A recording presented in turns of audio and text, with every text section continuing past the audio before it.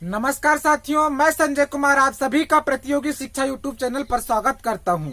हमने भारतीय भूगोल में चैप्टर फर्स्ट भारत की अवस्थिति और विस्तार के अंतर्गत 8 पार्ट कंप्लीट कर चुके हैं। आज के इस 9वें पार्ट में हम भारत के भू अवस्थित राज्य या फिर बताइए क्या भारत के लैंड लॉक्ड स्टेट्स के बारे में हम अध्ययन करेंगे। तो बताइए क्या मैंने आप लोगों को बताया था कि भारत के 16 राज्य क्या हैं, स्थलीय सीमा से घिरे हुए हैं, या फिर भारत के 16 राज्य स्थलीय सीमा बनाते हैं, स्थलीय अंतरराष्ट्रीय सीमा बनाते हैं। जबकि भारत के 9 राज्य गुजरात से लेकर के पश्चिम बंगाल तक कुल 9 राज्य भारत की जलीय सीमा बनाते हैं, या फिर बताइए क्या तटीय सीमा बनाते हैं। तो मैंने बताया, देखिएगा यहाँ पर 16 राज्य कौन सी सीमा बनाते हैं, अंतरराष्ट्रीय स्थलीय सीमा बनाते हैं, स्थलीय सीमा बनाते हैं, ठीक है। और बताइए क्या यहाँ गुजरात से लेकर के पश्चिम बंगाल तक कुल कितने राज्य, 9 राज्य कौन सी सीमा बनाते हैं, जलीय सीमा बनाते हैं। तो आप लोग नोट कीजिएगा, क्या नोट करेंगे, सबसे पहले आप लोग इस मैप को बनाइएगा। मैप बनाने के बाद आप लिखिएगा भारत के भू अवस्थित राज्य। भू अवस्थित राज्य लिखने के बाद आप लोग लिखिएगा, क्या लिखेंगे, भारत के 16 राज्य स्थलीय सीमा बनाते हैं, जबकि भारत के 9 राज्य जलीय सीमा बनाते हैं। उसके बाद लिखिएगा भारत के 2 राज्य, यहाँ पर देखिएगा भारत के 2 राज्य हैं, एक राज्य है गुजरात और एक राज्य है पश्चिम बंगाल। तो गुजरात राज्य स्थलीय सीमा भी बनाता है ऊपर, और नीचे बताइए क्या है, अरब सागर। तो अरब सागर मतलब जल, तो ये जल से जलीय सीमा भी बना लेता है गुजरात, और क्या बनाता है, स्थलीय सीमा भी बना लेता है। इसी प्रकार से एक राज्य है इस तरफ पूर्व में पश्चिम बंगाल, तो पश्चिम बंगाल क्या काम करता है, ये भी जलीय सीमा भी बना लेता है, नीचे बंगाल की खाड़ी से भी इसकी सीमा लगती है, और ऊपर स्थलीय अंतरराष्ट्रीय सीमा अर्थात बांग्लादेश से भी इसकी स्थलीय सीमा साझा करता है। तो लिखिएगा भारत के 2 राज्य ऐसे हैं जो स्थलीय सीमा भी साझा करते हैं और जलीय सीमा भी साझा करते हैं। वे राज्य के नाम लिखिएगा, पहला है गुजरात, दूसरा है पश्चिम बंगाल। तो बताइए क्या हमने गुजरात को कहाँ गिन लिया, इन 16 राज्यों में भी गिन लिए। उसी प्रकार से पश्चिम बंगाल को मतलब स्थलीय सीमा में भी गिन लिए, इन दोनों राज्यों को जलीय सीमा में भी गिन लिए। तो बताइए क्या अब हम इन दोनों राज्यों को कहीं एक जगह गिन लेते हैं, या तो स्थलीय में गिन लेते हैं, बताइए क्या, या फिर जलीय में गिन लेते हैं। तो हमको 2 बार यहाँ से घटाना पड़ेगा, तो यहाँ से -2 कर लीजिएगा, क्योंकि हमने उसको 2 बार ज्यादा काउंट कर लिए हैं। तो बताइए क्या, जब इनको प्लस करेंगे ऊपर वालों को, नीचे वाले 2 को माइनस करेंगे तो कितना आ जाएगा। अगर 9 में से 2 गए तो 7 और 6 कितना हो, 13 की 3 और ये हो गया 2, तो आंसर आएगा पूरा 23।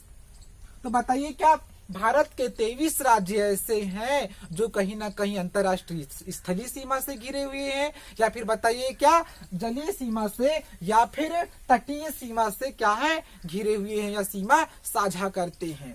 भारत में कुल कितने राज्य हैं, भारत में बताइए क्या कुल 28 राज्य हैं और 7 अभी तो 8 केंद्र शासित प्रदेश हो गए, 8 केंद्र शासित प्रदेश हैं। तो 28 राज्यों में से 23 राज्य तो क्या बनाते हैं, अंतरराष्ट्रीय सीमा।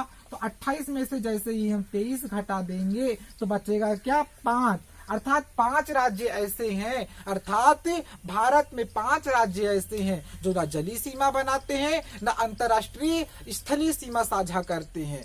ऐसे राज्यों को, भारत के ऐसे राज्यों को हम क्या कहते हैं, भू अवस्थित राज्य। तो भू अवस्थित राज्य की परिभाषा लिख लीजिएगा, ऐसे राज्य जो ना कोई अंतरराष्ट्रीय स्थलीय सीमा साझा करते हैं, या फिर ना कोई तटीय सीमा, या फिर ना कोई जलीय सीमा साझा करते हैं, ऐसे राज्यों को हम भू अवस्थित राज्य कहते हैं। भारत में कुल कितने भू अवस्थित राज्य हैं, भारत में कुल 5 भू अवस्थित राज्य हैं जो इस प्रकार हैं। क्या लिखेंगे, भारत में कुल 5 भू अवस्थित राज्य हैं जो इस प्रकार हैं। अब देखिएगा कौन कौन से वे राज्य हैं, उन्हें क्रम से आप नोट कीजिएगा। पहला राज्य तो आप देखिएगा, पहला राज्य कौन सा है, पहला राज्य है एमपी। एमपी ये वही एमपी है जिसकी राजधानी क्या है, भोपाल। ये एमपी को हम क्या नाम से जानते हैं, भारत का हृदय प्रदेश, या फिर बताइए क्या, टाइगर स्टेट। ये भारत का टाइगर स्टेट है क्योंकि सर्वाधिक बाघ एमपी में ही पाए जाते हैं। तो पहले राज्य का नाम लिखिएगा, भू अवस्थित राज्य का नाम क्या लिखेंगे आप, पहले भू आवेष्टित राज्य का नाम मध्य प्रदेश। हमारा मध्य प्रदेश, अजब गजब एमपी। इसी प्रकार से एक राज्य है यहाँ पर जो मध्य प्रदेश से ही 1 नवंबर 2000 को अलग हुआ है, उस राज्य का नाम है छत्तीसगढ़। तो ये भी क्या है छत्तीसगढ़, देखिएगा छत्तीसगढ़ की सीमा न किसी जल से लग रही है न किसी अंतर्राष्ट्रीय स्थल से लग रही है। तो क्या हुआ, ये भी स्वाभाविक सी बात है कि छत्तीसगढ़ भी क्या होगा, एक भू आवेष्टित राज्य होगा। तो दूसरे नंबर पर आएगा छत्तीसगढ़। इसी प्रकार से देखिएगा तीसरे नंबर पर आप लोग नोट कीजिएगा हरियाणा। तो हरियाणा को भी देख लीजिए, ना कोई अंतर्राष्ट्रीय स्थलीय सीमा बना रहा है, ना कहीं इसके आसपास कोई समुद्र है, ना कोई जल है, ना कोई खाड़ी है। तो क्या हुआ, हरियाणा भी क्या हुआ यहाँ पर, ये देखिएगा, ये हरियाणा भी क्या हुआ, हरियाणा भी हुआ भू आवेष्टित राज्य। तो चौथे नंबर पर इसी प्रकार से नोट कीजिएगा हरियाणा के बाद यहाँ पर है झारखंड। बिहार है ऊपर, बिहार के नीचे है झारखंड, और झारखंड के नीचे क्या है यहाँ पर, उड़ीसा। तो यहाँ पर कहीं भी झारखंड की ना जल से सीमा लग रही है, ना कहीं अंतर्राष्ट्रीय किसी देश से सीमा लग रही है। तो हम इसे क्या कहेंगे, हम इसे भी कह देंगे, क्या कहेंगे, झारखंड को भी भू आवेष्टित राज्य। इसी प्रकार से पांचवें नंबर पर एक राज्य लिखिएगा, आंध्र प्रदेश से एक राज्य अलग हुआ है 2 जून 2014 को। वो राज्य पहले क्या था, पहले जब 2 जून 2014 के पहले भारत में कुल 4 भू आवेष्टित राज्य थे, परंतु जैसे ही 2 जून 2014 के बाद तेलंगाना अलग हुआ आंध्र प्रदेश से, तो भारत में भू आवेष्टित राज्यों की सीमा क्या हो गई, 5। तो तेलंगाना राज्य की भी सीमा किसी अंतर्राष्ट्रीय स्थल से नहीं लगती या फिर किसी समुद्र से नहीं लगती। तो बताइए क्या, तेलंगाना भी क्या होगा, एक भू आवेष्टित राज्य होगा। तेलंगाना भी क्या होगा, एक भू आवेष्टित राज्य होगा। तो पांचवें नंबर पर क्या नोट करेंगे आप, तेलंगाना, जिसका स्थापना कब हुई थी, 2 जून 2014 को। तो हमने पढ़े कि भारत में कुल 5 भू आवेष्टित राज्य हैं। पहला है मध्य प्रदेश, दूसरा है छत्तीसगढ़, तीसरा है हरियाणा, चौथा है क्या, झारखंड, और पांचवा क्या है, तेलंगाना। आप इसे क्रम से इसी प्रकार नोट कीजिएगा, ठीक है। अब देखिएगा, हमने राज्यों के बारे में तो पढ़ लिए, परंतु भू आवेष्टित देशों से भी कुछ सामान्य से प्रश्न पूछे जाते हैं। मैं उन्हें यहीं पर सम्मिलित कर लेता हूं। तो वो क्या प्रश्न पूछे जाते हैं, लिखिएगा, भू आवेष्टित देश किसे कहते हैं। भू आवेष्टित देशों के बारे में भी पढ़ लेते हैं।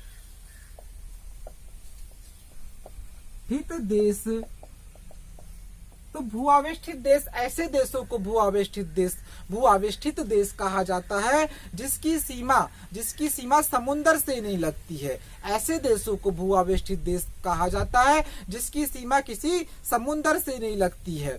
तो ऐसे देश कितने हैं, ऐसे विश्व में ऐसे 49 देश हैं। विश्व में ऐसे 49 या 49 देश हैं जिनकी सीमा किसी समुद्र से नहीं लगती, किसी जल से नहीं लगती या किसी तट से नहीं लगती। कितने, 49। तो ये प्रश्न पूछा जा सकता है, प्रश्न पूछा जाएगा कि विश्व में कुल ऐसे कितने भू आवेष्टित देश हैं, तो आप लोग क्या आंसर बताएंगे, 49। इसी प्रकार से एक सबसे बड़ा भू आवेष्टित देश कौन सा है, प्रश्न यह भी बन सकता है कि सबसे बड़ा भू आवेष्टित देश कौन सा है, तो आप लोग क्या आंसर बताएंगे, सबसे बड़ा भू आवेष्टित देश का नाम है कजाकिस्तान। मोस्ट आईएमपी क्वेश्चन, इसे नोट कीजिएगा, सबसे बड़े भू आवेष्टित देश का नाम है कजाकिस्तान। इसे आप नोट कर लेंगे। इसी प्रकार से भारत के 2 पड़ोसी देश हैं। एक तो है नेपाल और दूसरा है भूटान। ये इनकी भी सीमा किसी समुद्र से नहीं लगती। बताइए क्या, ऊपर चीन है और नीचे क्या है, हिमालय पर्वत पर ही हिमालय बसा हुआ है और भूटान। तो यहाँ पर कोई समुद्र नहीं है, तो इनकी सीमा किसी जल से नहीं लगती है। तो हम क्या कहेंगे कि हमारे 2 पड़ोसी देश हैं, नेपाल और भूटान, जो क्या है, भू आवेष्टित देश हैं। तो इनके बारे में भी लिख लीजिए, भू आवेष्टित पड़ोसी देश। आवेष्टित पड़ोसी देश को पहला कौन सा है, पहला है नेपाल और दूसरा कौन सा है, दूसरा है भूटान। एक बात और नोट कीजिएगा, नेपाल और भूटान को हम क्या कहते हैं, बफर स्टेट भी कहते हैं। Buffer state.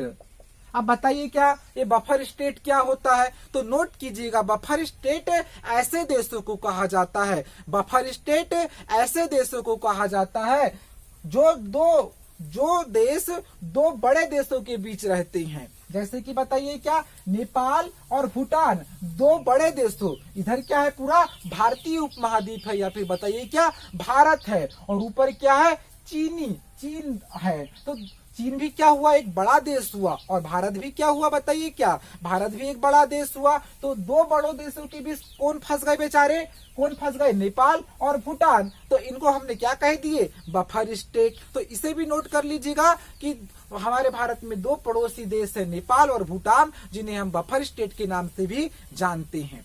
आशा करता हूँ आपको यह वीडियो लेक्चर काफी पसंद आया होगा। अब हम मिलेंगे अगले वीडियो लेक्चर में, तब तक के लिए आपका बहुत बहुत धन्यवाद।